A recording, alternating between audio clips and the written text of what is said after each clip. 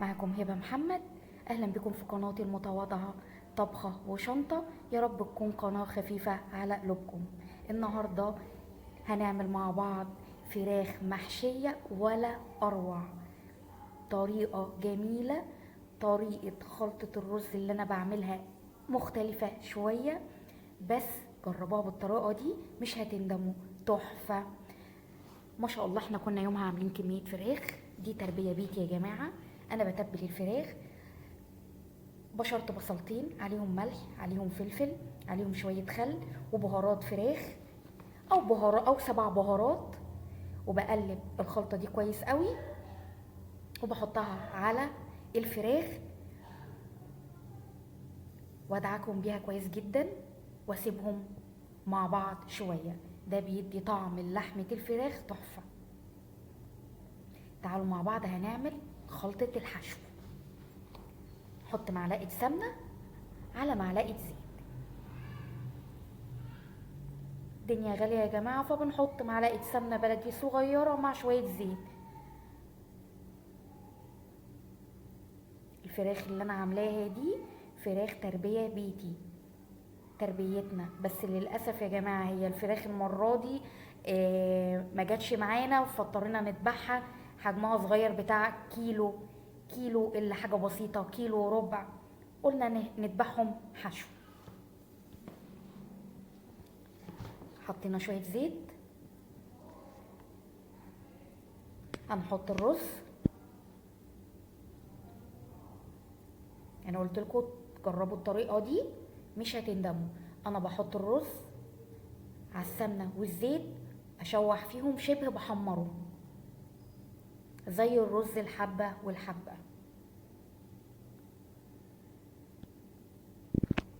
هشوح الرز كويس جدا.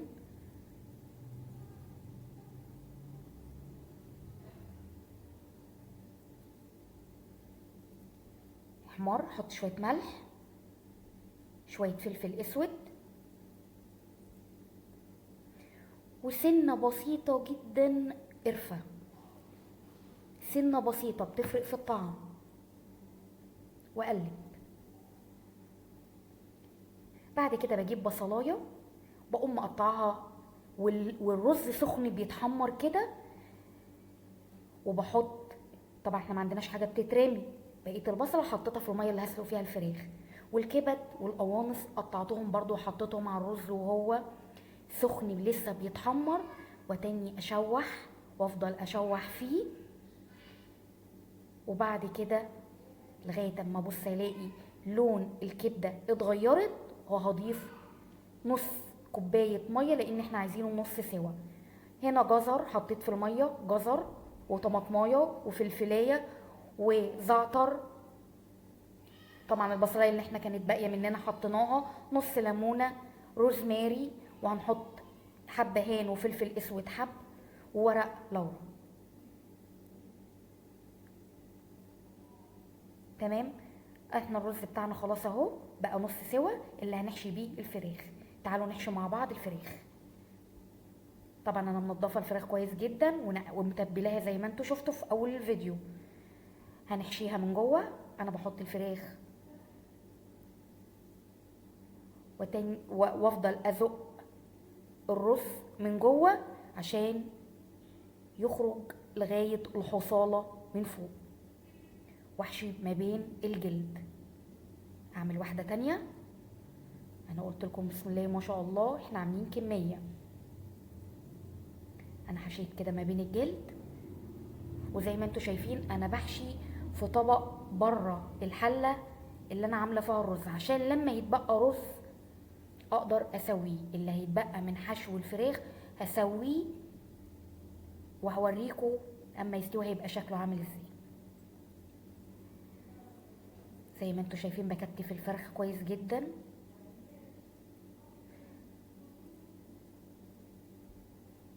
زي ما انتوا شايفين. نعمل واحده كمان.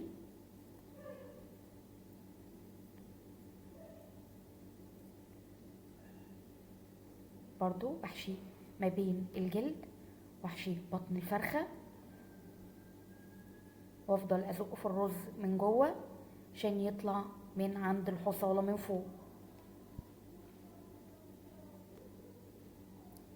طريقة الرز دي تجنن يا جماعة، اكنكم حاشين فراخ او حمام فريك، لونه يجنن، طعمه يجنن، بسم الله ما شاء الله. على فكرة انا خدت الطريقة دي من حد شفته عملها قبل كده برضو على النت، كلنا بنتعلم من بعض. ولما جربت الطريقة وعجبتني وطعمها حلو، قلت بعد كده اعتمدها واعملها على طول في اي حشو فراخ حمام اي حاجة. طعمها فعلا جميل، ربنا يبارك في اللي ادتني الطريقة. تمام كده، بسم الله ما شاء الله. احنا حشينا كمية محترمة عشان احنا عدد اسرتنا الله اكبر كبير.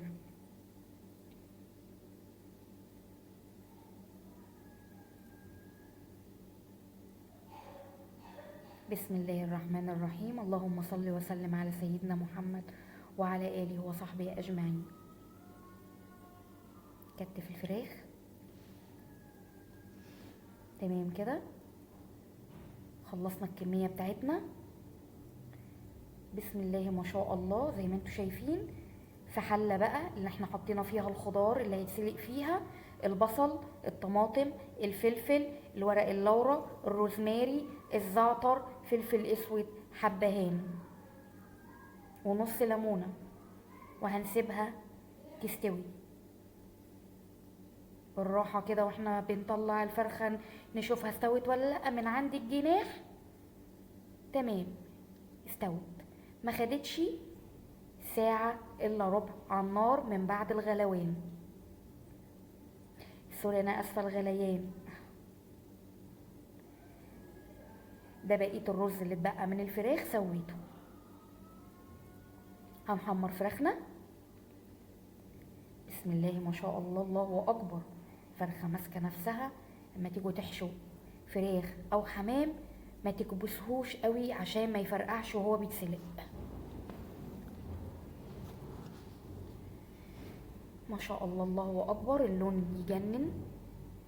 على فكرة انتوا ممكن كنتوا تدهنوه شوية صلصة على شوية كاتشب على معلقة خل على فلفل اسود على ملح، وتقوموا مرصصينها في صينية وتحطوها في الفرن، بس انا استسهلت وقلت احمر الفراخ زي ما انتوا شايفين كده. بسم الله ما شاء الله، نحمر بقية الكمية ما شاء الله.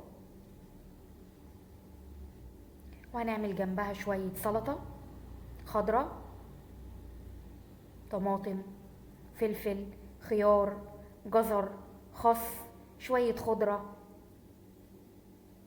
وشوية ملوخية. هوريكم برضو الملوخية وبعد كده هبقى اعرفكم على كل التفريزات اللي انا بعملها.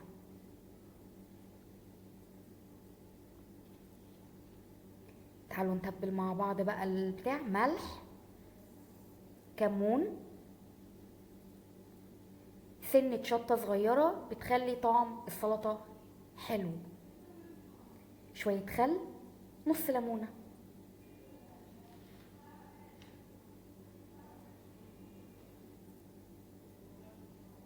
ونقلب كويس قوي، وكده سلطتنا جاهزة.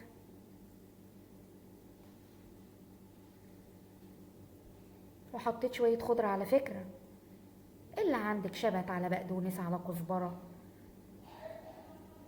تعالوا بقى نعمل مع بعض الملوخية. انا كان عندي ملوخية مفرزاها، طلعت كيس حطيته في شوية شوربة صغيرين لغاية ما بيفك، واما بتحتاج شوربة تاني بقوم حطلها. والثوم ده برضو متفرز، هوريكم طريقة تفريز الثوم. حط معلقة كزبرة، بسم الله ما شاء الله، كانت الريحة ما اقولكوش. ادي الفراخ، بسم الله الله اكبر.